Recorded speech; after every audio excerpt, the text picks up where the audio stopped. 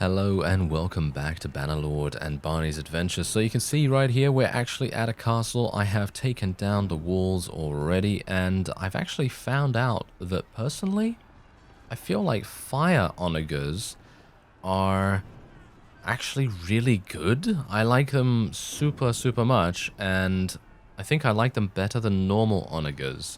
Because I've been using normal onagers for the most part in basically every single siege that I have participated in. And let's just say it hasn't really worked out as I would like. Because sometimes, for example, at Sargot, just behind us right there, I did try quite a few different things, but I just couldn't get the enemy siege to be destroyed. And that's exactly where the fire onagers come in, because they're much better against enemy siege engines. And they still do massive damage against the walls anyway, so I think it's pretty good. Definitely pretty good. So I'd recommend that if you're having trouble with some siege, go for those fire onagers. They seem really fun. Also, look at this. They literally leave trails of smoke in the air as they get fired at the opponent in the actual battle itself. I wonder whether we can see the trails. Oh, look at that. There it goes. There it goes. Wow, that's pretty cool. I like that a huge amount. As I have said multiple times over the years, and especially when I was creating warband content, having the ability to see siege engines, having the ability to destroy walls, and so on is a big deal, especially considering you weren't ever able to do anything as modular as that in warband. So it's really fantastic to see in action, really. I mean, it's just fantastic. What I would like to see though is the axe maybe have a bit of a higher chance to destroy shields. I know this is a very small grievance on my part, but personally I feel like I'm just not getting enough out of it when I'm attacking someone that has a shield. Because, as you can see, they're literally able to almost block infinitely at the moment, and that is not exactly what you want from a massive two-handed axe. And of course, if it is indeed a shield that is reinforced or something like that, then of course, yes, it's going to be very difficult to, destroy that in general. But a massive two-handed axe being wielded by a ferocious bear-like entity, such as Barney, and that's not going to get destroyed really easily. I mean, you can see here, look at this. I'm just hitting on this guy with one of my friends as well, and, well, eventually I was able to take him down, but you know what I mean. It feels as though it's a bit slow to destroy shields, but of course, as I've said before, most of my suggestions are very preliminary, and in general, if the developers want to implement them, then that is absolutely up to them. I personally don't think they're really watching any of this anyway, but the point is that I think some of my ideas might be quite cool, but that's just me. I just try to give you an opinion on what I think is cool, and then maybe you think it's cool as well, and maybe if the developers come up with something like that, then everyone's going to be very happy, and I certainly would be. I mean, they're working extremely hard as it is. I mean, literally almost every few days there's a patch that obviously makes the game better in some way. Well, dependent on your standpoint, of course, because sometimes you may think, oh, why are they working on this, or why are they working on that? But in general, I feel like if they want to go in a certain direction with their vision for the game, then we're just along for the ride, and we're just going to be making suggestions, and if they take those suggestions, then that's great. If they don't, then, well, that's also great, because the game is being continually worked on and developed, and that's all we can ask for, really, isn't it? Because there are so many games that enter early access, and they just get left by the wayside, because, well, either the developer runs out of money, because let's face it, game development is extremely expensive. It really is. And otherwise, it's, there could be any number of things going on in these people's lives, because we've got to remember that game developers are actually human beings as well. They're not just machines that continually develop games, are they? At least in the form of, smaller teams and things like that. I think Tailworlds has quite a few people now around the world. I think I think they did say that they have above 50 at the very least, maybe even 100. I'm actually unsure about that. Could be a variety of different things and reasons behind how many people they have. That's neither here nor there at the moment. And as you can see, we have Ialus right there with 97. Right, so this is currently... Why did that get taken? I have literally... Okay, so here's the thing. I have literally been taking this castle for about, I would say, maybe 4 or 5 in-game days. And I'm very surprised that I lost Sargot. Well, it's not a big deal. Not a big deal. I have been able to track down more vassals as well, by the way, because they're all running around in this area. Very, should we say defenseless? Yeah, maybe, quite vulnerable to our attacks. And I have been able to track down a couple more, probably like 4 or 5. And yeah, that has been going quite nicely. Anyway, let's have a look and see. They've got 353 in here now again. Huh, this is interesting. Okay, so there's one thing that actually happened. I don't really want to... Wait a minute, is it just me and this guy? Is it literally just me and Deathheart now? I think I'm going to say to him that I want him to take this. There we go. Okay, yes, he is taking it. Okay, good. You just keep that, sir. It's kind of hilarious that he has everything and I've just got Pravend, but the Pravend has the best prosperity, as you can see, so this is actually hilarious. Oh no, we do have Allery, and that's it. And Morcon. Right. That's not going too well, is it?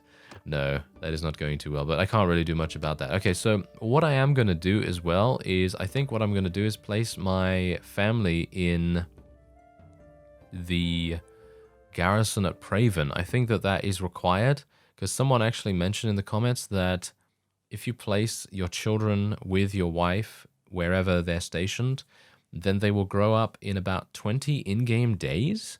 I'm not entirely sure how accurate that is, because I've obviously never done it myself, but I have heard other people say that it's going to take 18 in-game years, and so on and so forth. So I really don't know what to believe at this point, but anyway, we are going to be taking this again. You don't have to watch this, because it is literally just going to be me building fire onagers and destroying the walls in a very roundabout fashion. Well, this is actually kind of hilarious. Now, you know that this vassal was actually outside Tavalas Castle when we were actually taking it, and he didn't really want to attack us or anything like that. But amusingly enough, I'm actually able to bring the garrison into this battle to, well, if he had a larger army, to even things up. But of course, as he does not, we are going to be outnumbering him like no one's business. So this is actually kind of interesting, because back in Warband, you weren't able to do this. You weren't able to sally out yourself. You weren't able to kind of bring the garrison into the fight, as it were. And I think that this is a very, very nice change, because that does make things a little bit easier for the defenders in many, many respects. Because of course, then when you have your garrison coming out, you don't necessarily have to be so worried about being murdered by a massive army, where you can literally just be kind of like a massive army yourself. You know, you can kind of take it a little bit easy and not have to feel so under pressure, I guess you could say. So I think that that's a pretty cool change. I'm not entirely sure how I did it, to be honest. I think I went in against the guy when we were relatively close to the castle as well. So we came from the castle's side rather than coming from the opposite side where there isn't anything.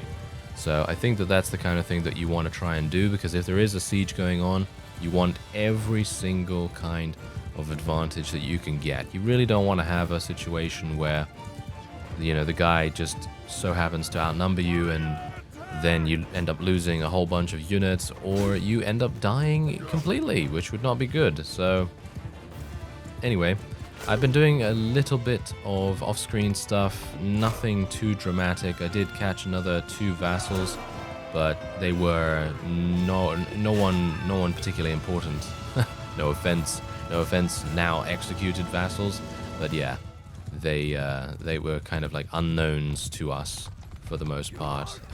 But I did destroy their clans, so I assume that they are just some of the new clans that have just appeared in the kingdom. And of course, as I've shown you earlier in this episode, there's not that many people left in Vlandia, which I gotta say is not exactly great. And we are now basically up against it, quite literally, because we're up against time, and we are up against well, all kinds of problems, really. So yeah. Anyway, basically, what I've been doing is anytime I have fought a Vlandian defector, I of course have executed them, which is, well, just our MO, you know, it's the way that we do things, modus operandi, you know, but, well, it is making things quite a bit easier for us to gain Vlandian troops, because as you can see right here, I have mostly Vlandian units. I have a whole bunch of low-tier units as well. Someone did mention, by the way, very helpfully in the comments, that I believe it is tier 5 and above units you cannot persuade to join you. I'm not entirely sure if it's tier 4 as well, because these guys have been with me for quite some time, these light cavalry here, and they haven't really joined me. And I have kept the Vlandian Banner Knight as well, just because I'm hoping against hope that it might join me, because it is a tier 6 unit, and it only takes up 1 space. So it's not a particularly big deal if I end up keeping it just for superstition's sake or whatever the case. But yeah, that's generally what I have been doing, and what I've been trying to do as well, because, you know, keeping a good amount of units and being able to use them from your prisoner's hold is actually really, really useful. Anyway, I was able to take Sargot, as you can see right there, and of course the other nearby town is exactly the same as it was. And what else is actually going on here? Okay, that's fine. Everything else is fine. Okay, that's good. Very nice. Okay, so we might actually be getting a little bit of stability at this point. Not entirely sure if that is indeed the case, so let's take a look. I know that someone mentioned that there is a mod that you can get that grays out the names of clans on this screen that you have destroyed, and I think that that is a fantastic mod to get. But as it stands right now, usually I won't want to really mess around with mods at the moment, because I'm a bit worried about my save game getting messed up, and I think that I think I might test it out in my private save, and I'll see how it goes, and then, you know, transfer it over to the other save if we can. But as you can see, that is destroyed. I think we've got a whole bunch that have literally just been destroyed very, very recently. For example, here we go. Look at that. That is Ingaltha's particular clan. All of the ones that begin with Day, D-A-Y, they are Vlandian defectors, and everything that begins with Fen is obviously a Batanian, and then everything else, like everything that ends in Ing or Ving in this case, is Ving Rames. No, of course, I'm just joking. No, they are Sturgians, of course, and then well, then obviously the Roman sounding names are all Empire, so it's pretty easy to determine what's going on there, as well as the Aserai being Banu. And then, of course, you do have the Khuzait with these down here. So, I gotta say, I feel like we're actually pretty close. I mean, look at this. All of these are destroyed. Ah, this guy isn't. He's actually the leader. As you can see. What? He owns all of these things? What? What is this guy on? He is absolutely insane to be... Look at this. The list is so long that it doesn't even fit on the screen. Okay, well, that's kind of hilarious. Anyway, so he's the leader, and what clan is he from? Where? There, Clan Pethros. Clan Pethros. I just randomly clicked on Pethros when I was looking through their thing here, and is he the only one remaining? Surely not. There must be more. I have not gone through all of these, have I? It seems like I might have. If he is the only vassal left... No, I don't think so. There's some children there. But yeah, anyway, I'm actually going to head over to Pravend, because I would like to place... Oh, there's Death Art. Oh, thank you. So nice of you to join me. Yeah. Yes. Yeah. I personally feel like what has been happening is people have been defecting from Vlandia because Death Art has not been a particularly good leader. And I'm saying that in a very respectful way, because I don't want him to defect. I don't think he can. But the point is that in general, I think that he has been quite selfish in his awarding of various fiefs and so on, because what's happening is that he's not giving a fief. Like, for example, the whole situation with Pravend. You know how that went. You know, a couple of episodes back, I took Pravend, and I thought to myself, yes, okay, this is great. I've taken this. This is really good. We're starting to expand more and more and more. And then I thought to myself, yes, I'm gonna vote on this, and hopefully I can give it to Aldrich, because of course Aldrich is technically Barney's father-in-law, and he was the original owner of Pravend. But when Death Art decided to overwrite the majority, that annoyed a lot of people. And as a result, they have now defected. I know that a couple of you actually did mention that in the comments as well, so I do appreciate that. Anyway, how do I do this? How do I place people in the garrison here? And I'm talking about how do I place my children in the garrison here. I guess I could go to, wait a minute, manage, no, not manage town. Why do I not have access to the garrison? Oh, I have to go here, don't I? Yes, there we go. Okay, so if I do this, leave members. I think that's probably what I have to do, right? Yeah. No? No, that's apparently not what I have to do, because as you can see, I don't see any of my children. So this is interesting. By the way, Liena absolutely hates me.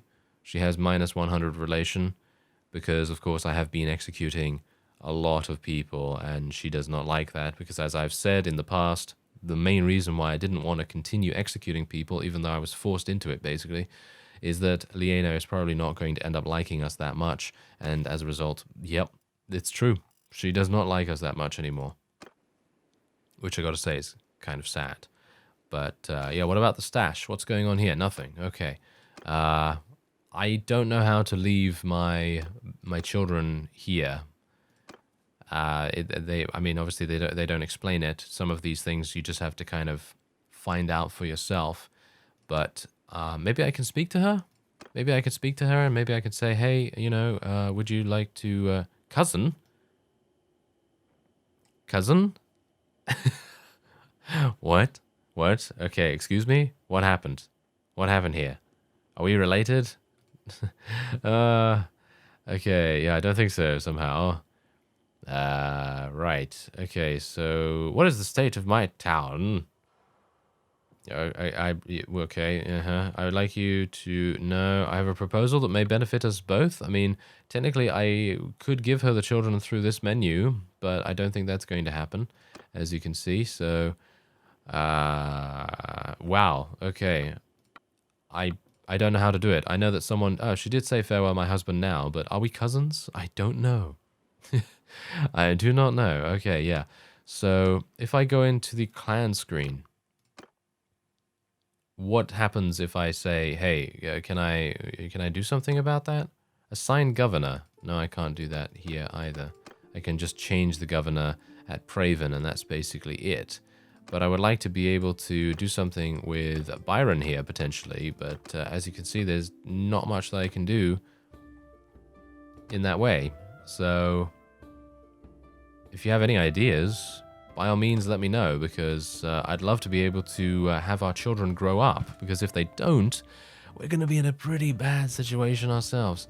Alright, so it seems like everything seems quite secure around here, so I'm actually going to go and attack that castle that Death Art attempted to take earlier in the series, and he actually managed to run away. So, oh, never mind. He's actually taking this. Do I want to join him? Do I want to sacrifice a bunch of my food to supply his army? The answer is no. So I'm actually going to go over to Ocs Hall instead. 446 defenders. Alright, I should be able to do this. I did Sargot relatively quickly with the fire onagers. They are super, super good. So let's see how they do this time. Alright, unfortunately I had to run away. Yeah, I had to run away from Ocs Hall because it's very heavily defended. They actually had some decent siege engines and they were able to replace them very, very fast. Because they originally had ballistas.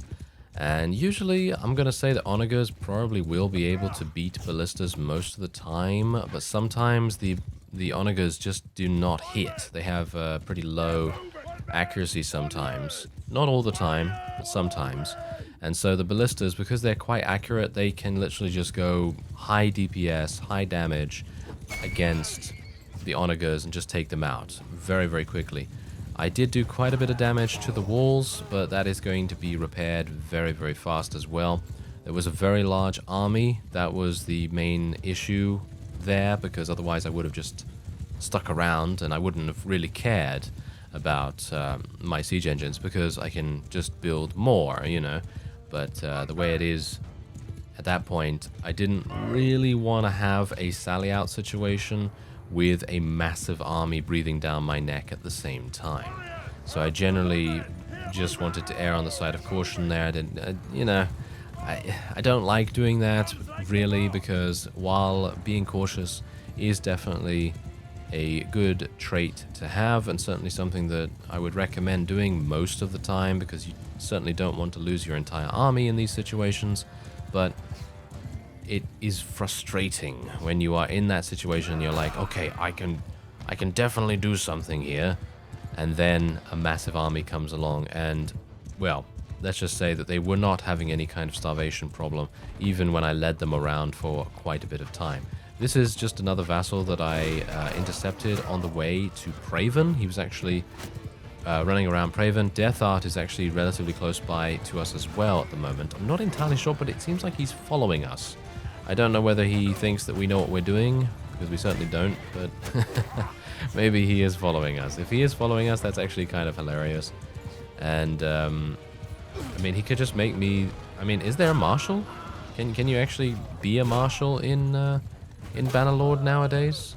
I'm not entirely sure about that. I think you can just create armies. I don't think there is a marshal, so to speak, as a rank. So, yeah. So, generally, it's going to be a case of just having those people create the armies. And I have been attempting to create an army as well, but it seems like Death Art is monopolizing basically all the people that could potentially join me. So there's obviously that as well. And I can't invite Death Art to join me either, because he's the liege of the whole thing. But there you go. We actually do get a chance to take this guy prisoner, which I very much like. And we will be executing him. There we go. Oh, there we are. Nice. Another clan has been eliminated. I'm actually pretty sure that we are... I think we're getting close to a time when we might actually be able to do a siege without having to bait out the army beforehand. Because sometimes we're able to do that, like for example the Sargot siege that I did earlier off screen, and well, various other reasons, but yeah, it's kind of harsh still. By the way, in my off-screen time, I did go and I did buy a whole bunch of food, because I was actually running very low after the siege. And I thought, well, it's probably a good idea to be over-prepared than under-prepared, right? Alright, so far, I have actually been allowed to do a siege at this castle. And, of course, I did want to... Oh, whoops. I almost forgot to remove one of my onagers there. That would have been pretty bad. But anyway, I really did want to take Ocs Hall, but it just doesn't seem like they want me to take that. They seem like they want me to take this, so I'm actually pretty happy to do that. Gonna move that back into... Never mind. I was gonna say, I'm gonna move back into reserve. Yeah, that didn't really work out too well, did it? Anyway, basically what I wanted to do here was build a whole bunch of fire ballistas as well. So what we're gonna do is I'm actually just going to let them shoot at the invisible ballista, and then we will just put out a bunch of fire onagers, and then we will hopefully be able to destroy all of the enemy ballistas. So there's one.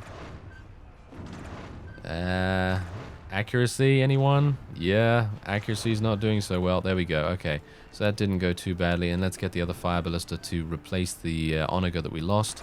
And as you can see, my army is actually diminishing quite dramatically at the moment. I had 190 units, but it is unfortunately the case where sometimes it seems to be the case, at least. I'm not entirely sure if this is really what is happening, but it seems like the people that you take into your army as prisoners, sometimes when you recruit them from prisoners, they don't want to stay with you. And that generally does tend to happen quite a bit in Warband.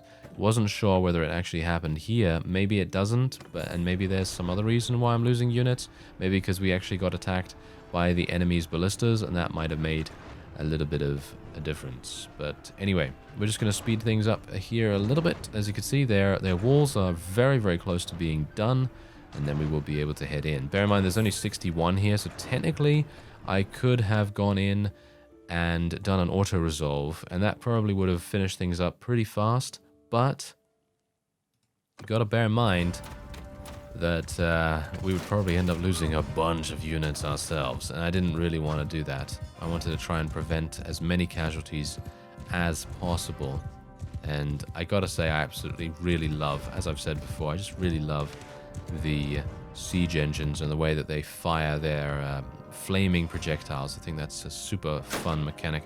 All right, let's get off my horse and hopefully not get shot in the face. Bear in mind that they don't have that many units here, so theoretically I could probably go in there by myself. What do you think? Do you fancy my odds? I don't know whether I do. Hello. Yeah, but yes, as you can see, I'm hitting this guy's shield. Ah, there we go. 4 hits. 4 hits it actually took to destroy that guy's shield. That's actually not bad. I think four hits is perfectly fine. It's just when I was beating on those other guys in that other siege, and I was, you know, beating on them for a pretty significant period of time and not able to destroy their shield, that it was a bit, well, worrying. But yeah, otherwise, come on. I wanna cleave them. Yes, there we go. Nice damage.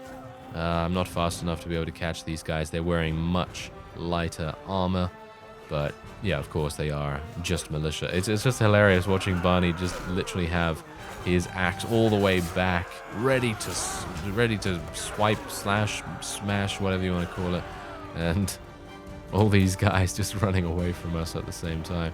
I mean, wouldn't you? You know? I mean, literally, this guy right here. This guy with his massive axe. Wouldn't you run away from that? I think I would, if I could, that is. But anyway, there you go. That is indeed a victory for us. And, well, we lost no one, of course. There was only 61 here, so pretty easy. And we do get to take a bunch of prisoners as well. I have a lot of space in my prisoners' hold at the moment, so let's see what I can do about that. Oh, it seems like there's not even that many good units here.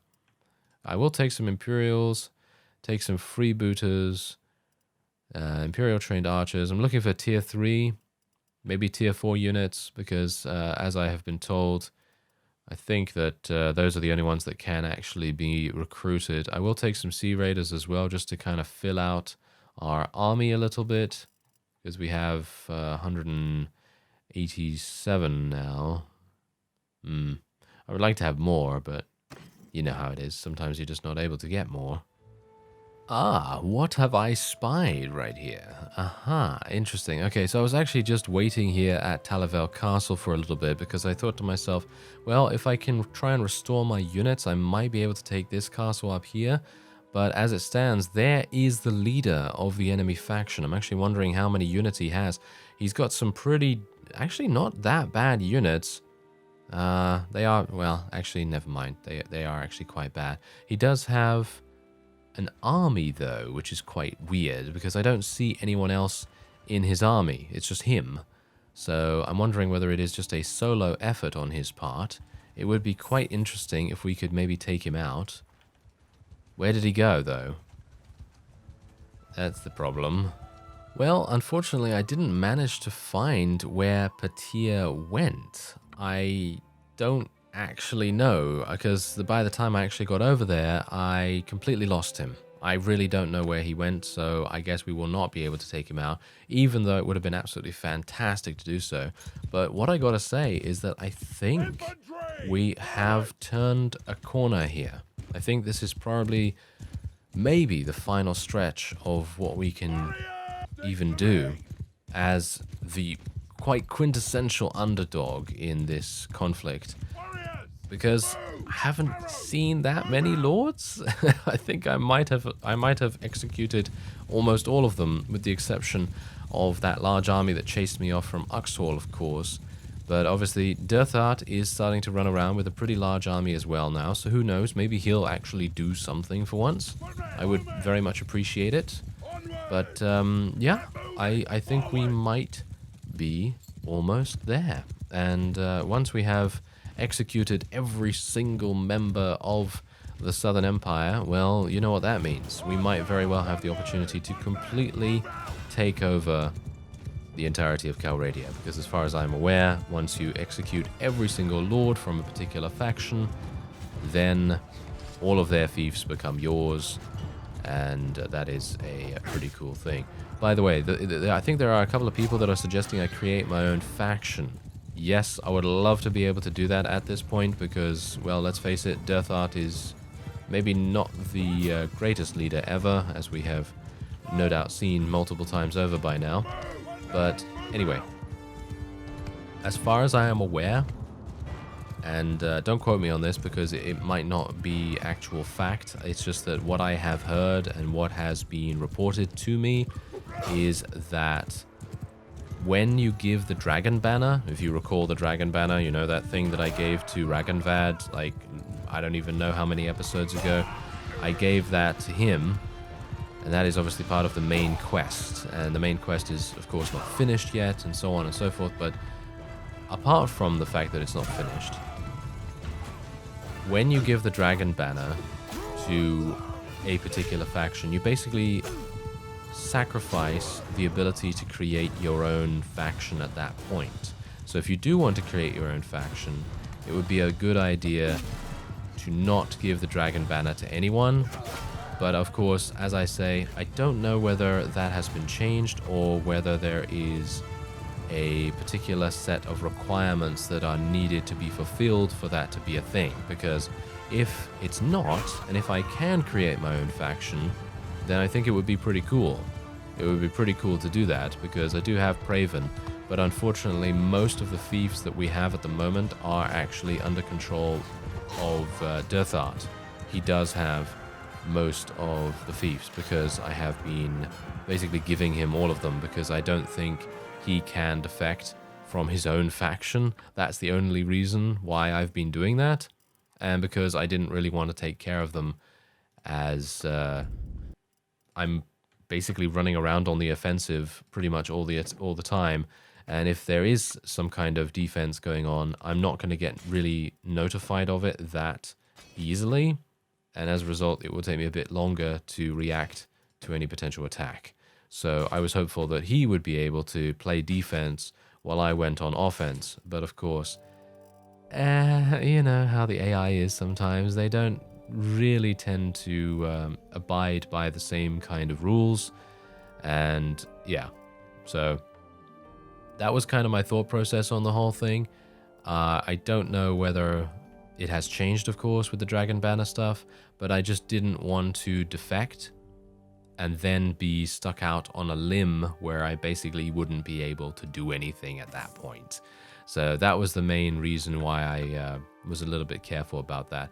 So, as you can see, there's actually some Southern Lamella armor here. I'm going to give this to Pelisor because someone actually said that I should give him an upgraded a little bit of armor right there. And yeah, I'm absolutely fine to do that. I love Pelisor having better stuff. I think that he is one of my favorite companions, if not the favorite companion in the game for me. Just literally because his appearance, and I'm not talking about his physical appearance, I'm talking about his introduction, shall we say, into our series was so incredibly, well, surprising, shall we say.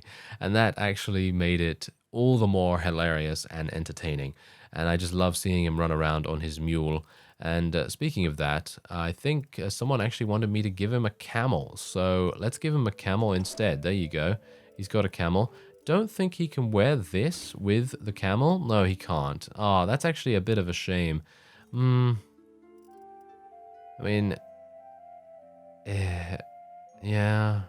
I mean, it's got 230 HP instead of 100, so it's probably going to stay alive a little bit longer. But yeah, anyway, that's going to be it for this episode. I thank you very much for watching, and I will see you next time.